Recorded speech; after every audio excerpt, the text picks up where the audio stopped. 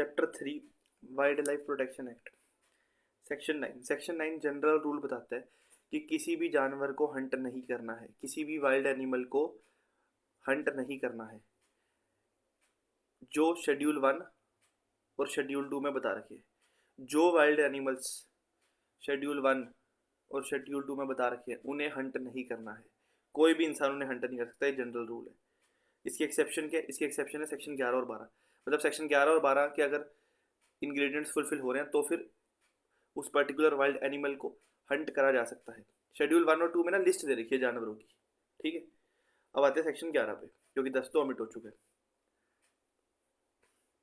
Section 11 बताता है कि अगर कोई जानवर डेंजरस हो बन गया है इंसान के लिए, कोई जानवर ऐसा है जो खतरा बन गया है इंसानों के लिए, या वो जानवर डिसेबल हो गया है, या उसे ऐसी कोई बीमारी हो गई है जिस बीमारी से वो जानवर रिकवर ही नहीं हो सकता, तो इन 3 सिचुएशंस में अगर कोई भी एक सिचुएशन एग्जिस्ट करती है तो उस सिचुएशन में CWW that is chief wild life warden की अगर CWW ऑर्डर दे देगा राइटिंग में और अपनी रीज़न लिख देगा तो फिर उस जानवर को हंट करा जा सकता है या हंट करवाया जा सकता है। फिर से बता देता हूँ, ज़्यादा गोले गोले लग गए थे। अगर कोई जानवर डेंजरस बन गया ह्यूमन लाइफ के लिए, इंसानों के लिए कोई जानवर डेंजरस बन गया, या वो जानवर डिसेबल हो गया, या उसे ऐसी कोई बीमारी हो गई जिससे वो जानवर अब रिकवर नहीं हो सकता, तो फिर अगर chief wild life warden writing में ऑर्डर दे देता है विद रीजंस, तो फिर उस पर्टिकुलर जानवर को मारा जा सकता है, ठीक है, हंट करा जा सकता है या करवाया जा सकता है। क्योंकि जनरल रूल क्या था कि कोई जानवर को हंट नहीं करेगा, पर इन 3 सिचुएशंस में करा जा सकता है, ठीक है। प्रोवाइजो बताता है कि हंट भी तभी करना है अगर उस जानवर को कैप्चर, ट्रैंकुलाइज या ट्रांसलोकेट करने से काम नहीं चल रहा है। तो अगर वो जानवर डेंजरस टू ह्यूमन लाइफ हो गया या उसे कोई बीमारी हो गई है, खैर ये इन सिचुएशंस में तो कैप्चर करके कैसे काम चलेगा अगर वो डिसेबल हो गया है? नहीं, कैप्चर करके काम चल सकता है अगर डिसेबल हो गया तो भी। मतलब जो भी है, मार हंट तभी करना है अगर कैप्चर करने से, ट्रैंकुलाइज करने से या ट्रांसलोकेटेड से काम नहीं चल रहा। कैप्चर का मतलब तो समझ होगा भाई, बांध के रख दिया, बांध दिया या पिंजरे में रख दिया, जो भी। ट्रैंकुलाइज का मतलब है ड्रग्स देके उसे शांत कर दिया, ड्रग्स देके इंजेक्शन दे दिया, उसे ठीक कर दिया, शांत कर दिया। ट्रांसलोकेट मतलब एक जगह से दूसरी जगह ले गए। तो वाइल्ड एनिमल को नहीं मारा जाएगा, प्रोवाइजो में लिखा है provided that no wild animal shall be order to be killed, नहीं मारा जाएगा अनलेस ये बंदा CWW सेटिस्फाइड है कि कैप्चर, ट्रैंकुलाइज या ट्रांसलोकेट करने से काम नहीं चलेगा। तो कोशिश ये करनी है कि कैप्चर करके काम चला लो, या ट्रैंकुलाइज कर लो, मतलब ड्रग्स वगैरह देके उसे ठीक कर दो या शांत कर दो या जो भी है, या ट्रांसलोकेट कर दो, मतलब ट्रांसपोर्ट कर दो एक जगह से दूसरी जगह पे। क्योंकि भाई सिंपल सी बात है, मारना तो हमेशा ही आखिरी ऑप्शन होता है ना। राइट ऑफ प्राइवेट डिफेंस में भी क्या है, उतना ही हार्म कॉज करना है जितना जरूरी है, उतना ही हार्म कॉज करना है जितना जरूरी है। Right of private defence extends to causing of death in certain circumstances, पर डेथ भी तभी कॉज करनी है जब जरूरत है। तो वैसे ही जानवरों के लिए भी है भाई, जान तो उनमें भी है ना। प्रोवाइडेड फर्दर दैट, यहां से पढ़ रहा हूं, जो कैप्चर्ड जानवर है उसे नहीं कैप्चर करा जाएगा, ठीक है, अनलेस चीफ वाइल्ड लाइफ, फिर से बताता हूँ सिंपल लैंग्वेज में। ये जानवर है, कैसे बनाऊं जानवर, मान लो ये जानवर है, 4 टांगे, ये जानवर है, ठीक है।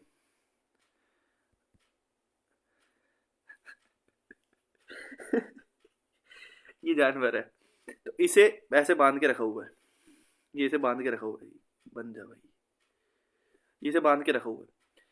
इसे तभी बांध के रखना है अगर चीफ वाइल्ड लाइफ वार्डन को लगता है कि अभी इसे वाइल्ड में, ये लिखा, इसे वाइल्ड में नहीं छोड़ा जा सकता, अभी ये रिहेबिलिटेट नहीं हुआ, अभी ये ठीक नहीं हुआ, अभी इसका इलाज नहीं हुआ, अभी ये ठीक नहीं हुआ, जो भी इसे प्रॉब्लम थी जिस भी वजह से इसे रखा था बांध के, अभी ये ठीक नहीं हुआ, तो अगर CWW को लगता है, चीफ वाइल्ड लाइफ वार्डन को, तभी इसे बांध के रखा जाएगा। पढ़ लेते हैं। Provided that no such animal shall be kept in captivity, बांध के रखा जाएगा अनलेस CWW ना कह दे कि भाई अभी इसे वाइल्ड में नहीं छोड़ा जा सकता, अभी इसका रिहेबिलिटेशन नहीं हुआ। लिखना पड़ेगा, लिख के बताना पड़ेगा, रिकॉर्डेड इन राइटिंग, लिख के बोलेगा CWW ये बात।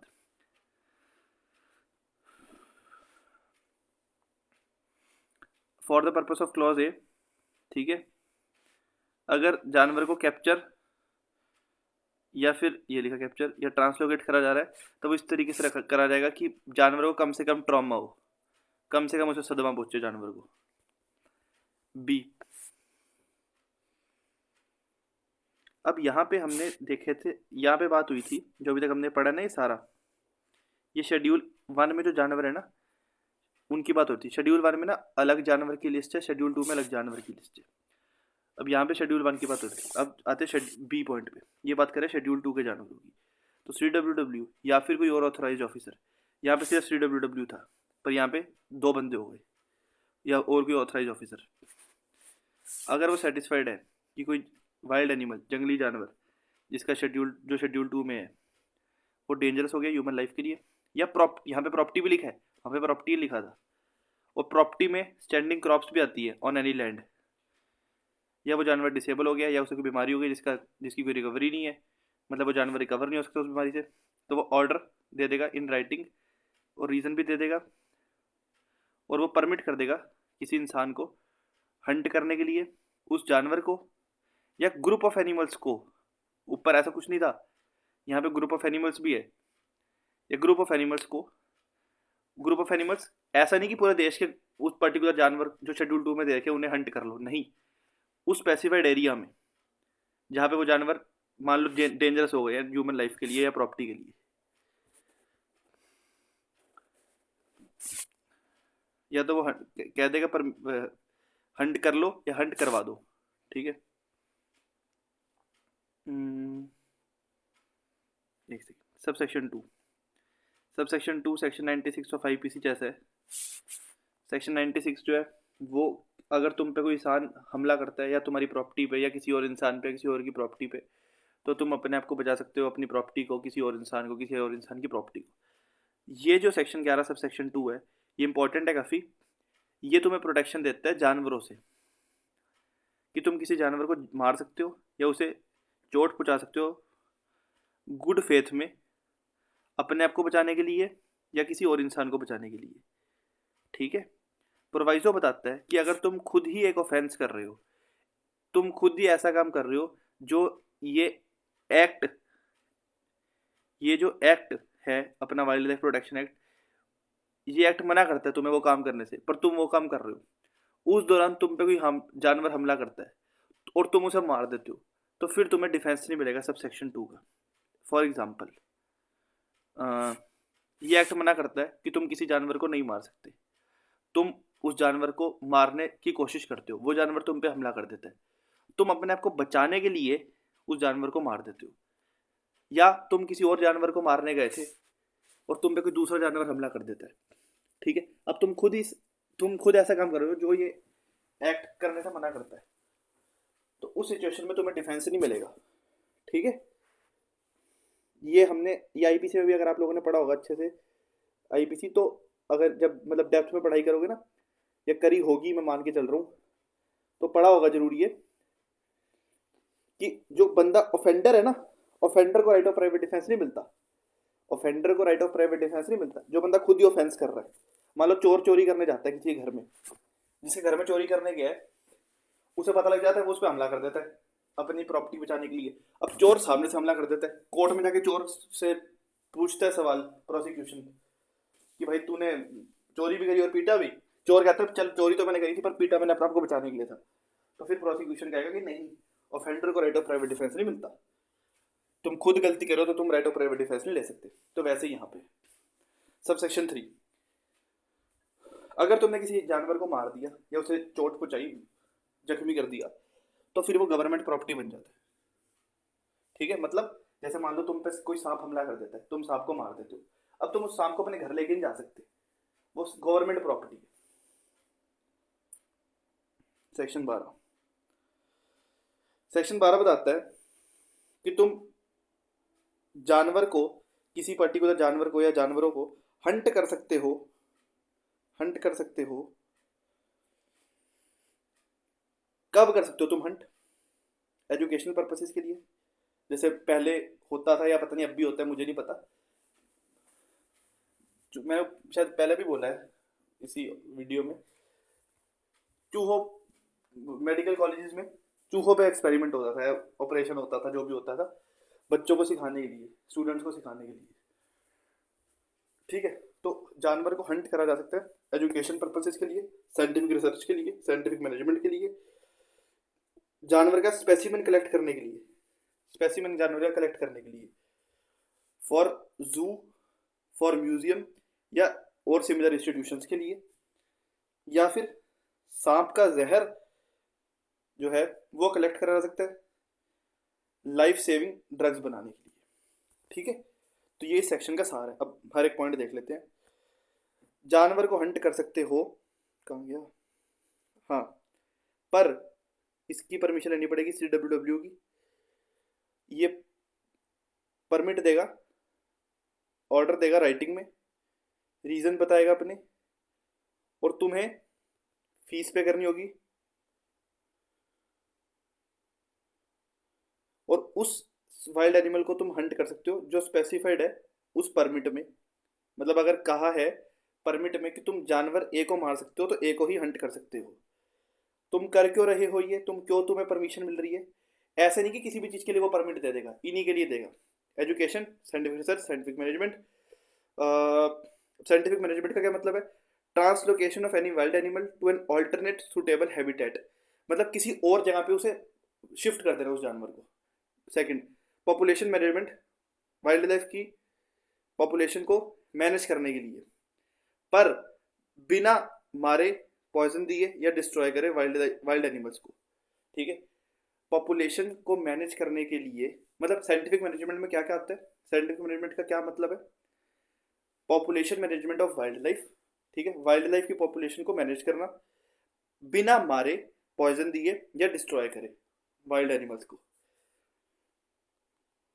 फिर ये सेक्शन ये भी बताता है कि अगर तुम्हें शेड्यूल 1 के जानवर को हंट करना है education, scientific research, scientific management के लिए, या सांप का जहर कलेक्ट करना है, प्रिपेयर करना है, डिराइव करना है लाइफ सेविंग ड्रग बनाने के लिए, दवाइयाँ बनाने के लिए, तो अगर शेड्यूल 1 के जानवरों को हंट करना है तो फिर तुम्हें सेंट्रल गवर्नमेंट की परमिशन लेनी पड़ेगी, और अगर शेड्यूल 2 के जानवर को हंट करना है तो फिर स्टेट गवर्नमेंट की परमिशन लेनी पड़ेगी।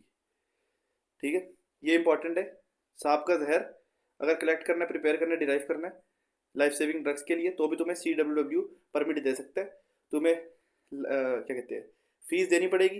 परमिट में वो बता देगा कि भाई कौन से जानवर को हंट कर सकते हो तुम।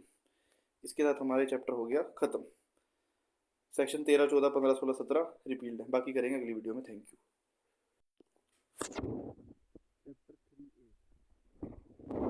चैप्टर 3 में हमने पढ़ा था जानवरों के बारे में। चैप्टर 3A में है पौधों के बारे में। सेक्शन 17A, कोई भी इंसान किसी भी स्पेसिफाइड पौधे को किसी भी फॉरेस्ट से या फिर किसी भी स्पेसिफाइड एरिया से, जो सेंट्रल गवर्नमेंट बताएगी कि कौन सा एरिया स्पेसिफाइड है,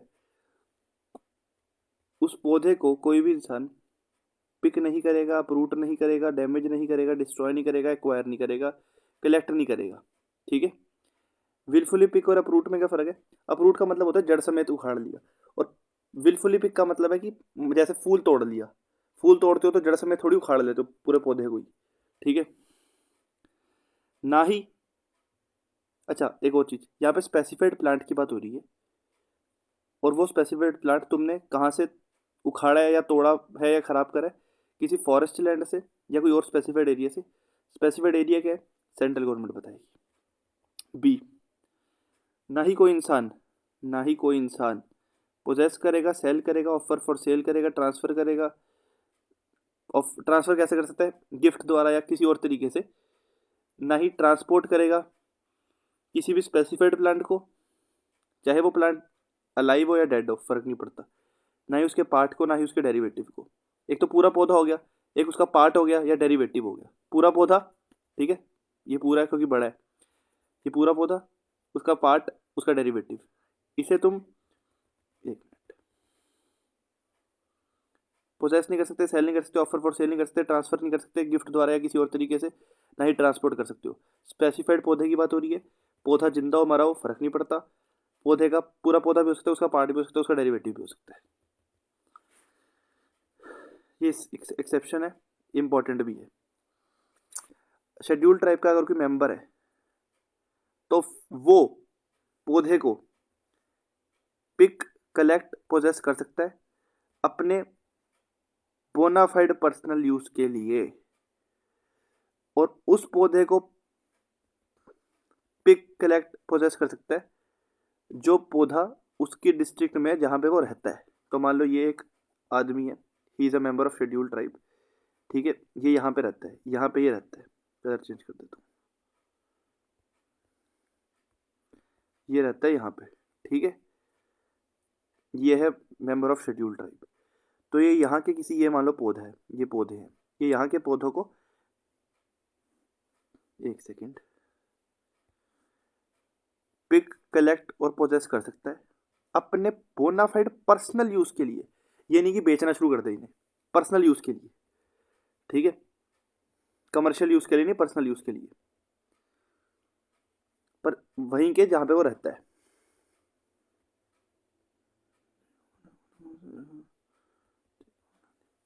सत्रह बी इंपॉर्टेंट है, 17B।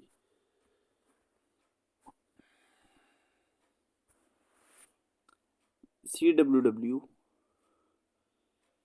की परमिशन लेने के बाद, सॉरी, CWW जो है वो स्टेट गवर्नमेंट की परमिशन लेने के बाद किसी इंसान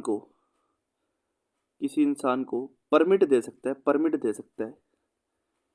किस चीज़ का परमिट? कि भाई you can pick, uproot, acquire या कलेक्ट कोई पौधा, कहाँ से? फ्रॉम फॉरेस्ट लैंड या स्पेसिफाइड एरिया जो सेंट्रल गवर्नमेंट बताएगी, या फिर CWW स्टेट गवर्नमेंट से परमिशन लेने के बाद किसी इंसान को कह सकता है कि यू कैन ट्रांसपोर्ट एनी पौधा। अब कब वो किसी इंसान को परमिशन देगा? CWW कब किसी इंसान को पिक, अपरूट, एक्वायर, कलेक्ट करने की परमिशन देगा? इन सिचुएशंस में वो दे सकते हैं एजुकेशनल पर्पसेस के लिए, साइंटिफिक रिसर्च के लिए, collection, preservation and display in a herbarium. Herbarium होता है पौधों की लाइब्रेरी।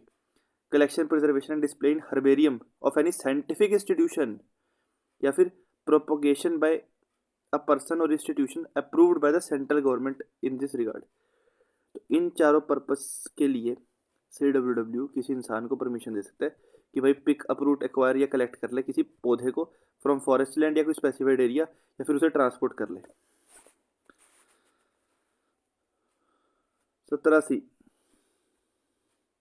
कोई भी इंसान कल्टीवेट नहीं कर सकता किसी स्पेसिफाइड पौधे को। हाँ, अगर उसके पास लाइसेंस है जो कि CWW देगा या कोई और ऑफिसर देगा, तो फिर वो कल्टीवेट कर सकता है उस पौधे को। तो ये एक आदमी है ए, ये पौधा है, ये इसे कल्टीवेट नहीं कर सकता, पर अगर इसके पास लाइसेंस है तो फिर ये कल्टीवेट कर सकता है। लाइसेंस कौन देगा? CWW या फिर कोई और ऑफिसर को ऑथराइज करेगी स्टेट गवर्नमेंट। पौधा कौन सा है? स्पेसिफाइड पौधा। ये जो है ये ऑब्सोलीट हो चुकी है बात, मतलब ये पेपर में नहीं आ सकती, ना इसका अब कोई यूज़ है, पर फिर भी देख लेते हैं। इसमें लिखा हुआ है कि 1991 में इस एक्ट में अमेंडमेंट हुई थी, ठीक है। 1991 के अमेंडमेंट के बाद अगर 6 महीने तक कोई इंसान कल्टीवेशन कर रहा था किसी पौधे की, ठीक है, उसके पास लाइसेंस नहीं था, एक सेकंड जरा रुको, एक चीज चेक कर लूँ।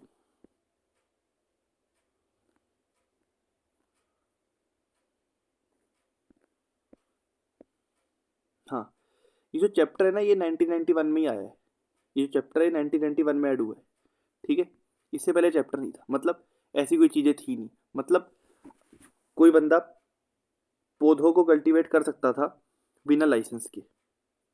सिंपल सी बात है, 1991 में ही आया चैप्टर, उससे पहले तो लाइसेंस की ऐसे जो लाइसेंस है इसकी कोई जरूरत ही नहीं थी।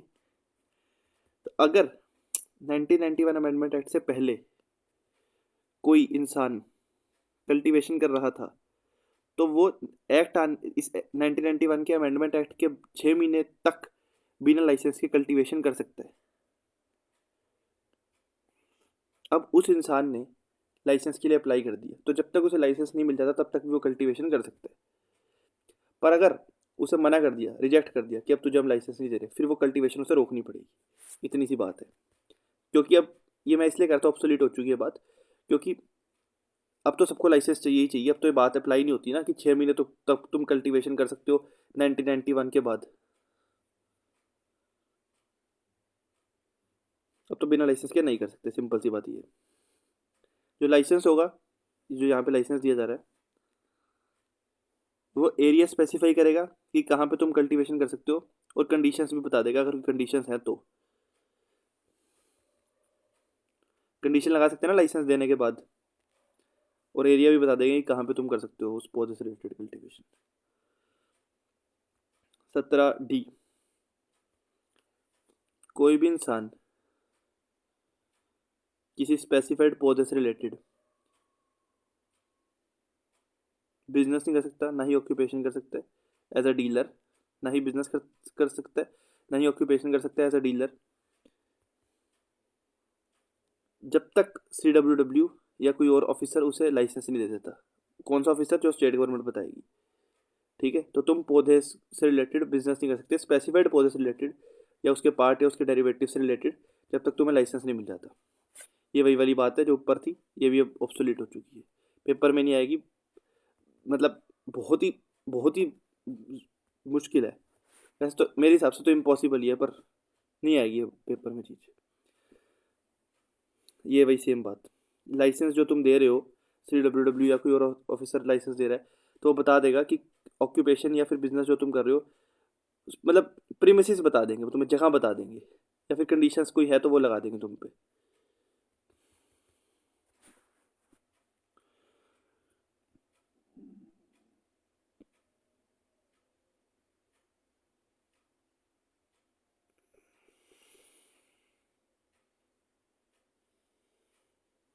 ये भी वही वाली चीज़ ऑब्सोलीट हो चुकी है, कोई वो नहीं है इसका यूज़।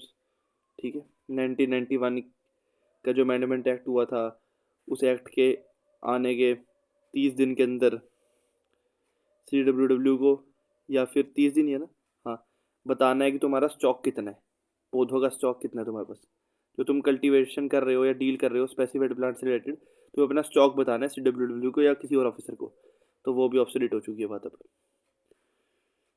बस फिर भी हमने पढ़ ही लिया। अब 17 है, फिर इंपॉर्टेंट है। ये बताता है कि मान लो तुम्हें लाइसेंस तो दे दिया, तुम लाइसेंसी हो, तुम्हारे पास लाइसेंस हो, तो तुमको नो लाइसेंसी, तुम्हारे पास लाइसेंसी है, पर इसका ये मतलब नहीं है तुम कुछ भी कर सकते हो पौधों से रिलेटेड। अगर तुम्हारे पास लाइसेंस है तब भी तुम किसी पौधे को अपने कंट्रोल में, कस्टडी में, पोजेशन में नहीं रख सकते, अनलेस तुमने 17E की कंडीशन को फुलफिल नहीं करा। 17E में तुम्हें स्टॉक बताना था, तुम्हारे पास लाइसेंस तो है पर तुमने स्टॉक नहीं बताया, तो तब भी तुमने इस एक्ट का कॉन्ट्रावेंशन करा। No licensee under this chapter shall keep in इस कंट्रोल, कस्टडी और पोजेशन किसी भी स्पेसिफाइड पौधे को या उसके पार्ट के डेरिवेटिव को, जब तक उसने डिक्लेरेशन नहीं करा। 17E में डिक्लेरेशन करना जरूरी है। ये नहीं कह सकते मेरे पास तो लाइसेंस था पर ये काम करना भी जरूरी है। तुमने कोई पौधा या उसका पार्ट या उसका डेरिवेटिव, पौधा, पार्ट या उसका डेरिवेटिव अनलॉफुली एक्वायर कर लिया, इस एक्ट के प्रोविजंस को तोड़ के तुमने वो एक्वायर कर लिया वो पौधा, तो भी, और तुम्हारे पास लाइसेंस है, तब भी तुम उस चीज़ को अपने कंट्रोल में, कस्टडी में, पोजेशन में नहीं रख सकते। ठीक है, क्योंकि भाई लाइसेंस का मतलब ये नहीं कि अब तुम कुछ भी कर सकते हो। फिर B point, no person shall under this chapter shall, sorry, no licensee under this chapter shall pick, approve, collect, acquire कोई स्पेसिफाइड पौधा, या फिर एक्वायर, रिसीव, कीप इन इस control, custody, possession, sale, offer for sale, transport कोई specified पौधा या उसका part, जब तक वो कंडीशंस, जो कंडीशंस के चलते उसे लाइसेंस मिला था, उन कंडीशंस को वो फॉलो नहीं कर रहा, मतलब कंडीशंस लाइसेंस वाली फॉलो करनी पड़ेगी। लाइसेंस है तो ये नहीं आप कुछ भी कर सकते हो, लाइसेंस की कंडीशंस को फॉलो करना पड़ेगा। ये देखो एक बार ज़रा दिखाता हूँ, ये हमने पढ़ा भी था। यहाँ पे तुम्हें लाइसेंस मिल रहा है 17D में, पौधों से रिलेटेड बिजनेस करने के लिए या ऑक्यूपेशन एज अ डीलर के लिए तुम्हें लाइसेंस दिया जा रहा है कि तुम पौधों से रिलेटेड बिजनेस कर सकते हो, पर तुम पे कंडीशन लगाई जा सकती हैं। ठीक है, तुम पे कंडीशन लगाई जा सकती हैं। तो 17F यही कह रहा है कि भाई कंडीशन को फुलफिल करो। वैसे ही तुम्हें यहाँ पे लाइसेंस दिया जा रहा है कि तुम कल्टीवेट कर सकते हो पौधों को, स्पेसिफाइड पौधों को, पर यहाँ पे भी कंडीशन लगाई जा रही है। तो 17F यही बता रहा है बस कि भाई कंडीशन को फुलफिल करना पड़ेगा। 17G, कोई भी इंसान कोई पौधा परचेज, रिसीव या एक्वायर नहीं कर सकता, सिर्फ और सिर्फ लाइसेंस्ड डीलर से एक्वायर कर सकते हो, रिसीव कर सकते हो, परचेज कर सकते हो तुम पौधा, स्पेसिफाइड पौधा। पर ये चीज़ 17B पे, जो 17B वाले जो पर्सन है उन पे अप्लाई नहीं होती। 17H, अगर तुमने कोई पौधे से रिलेटेड अपराध कर दिया, ठीक है, तो वो जो पौधा है वो स्टेट गवर्नमेंट की प्रॉपर्टी बन जाएगा। और अगर वो जो पौधा है वो तुमने कलेक्ट या एक्वायर करा है किसी सेंचुरी से या नेशनल पार्क से, जिस नेशनल पार्क को डिक्लेयर करा है सेंट्रल गवर्नमेंट ने कि वो नेशनल पार्क है, तो फिर वो पौधा बन जाएगा सेंट्रल गवर्नमेंट की प्रॉपर्टी। सब सेक्शन 2, ये पेपर में आ सकता है, इंपॉर्टेंट है। ठीक है, ये इंपॉर्टेंट है काफ़ी ज़्यादा, कि अगर पौधे से रिलेटेड अपराध कर दिया तो वो पौधा स्टेट गवर्नमेंट की प्रॉपर्टी बन जाएगा। और अगर वो पौधा तुमने कलेक्ट या एक्वायर करा है सेंचुरी से या नेशनल पार्क से, जिसे सेंट्रल गवर्नमेंट ने डिक्लेयर करा है कि वो नेशनल पार्क है, तो फिर वो जो पौधा है वो सेंट्रल गवर्नमेंट की प्रॉपर्टी बन जाएगा।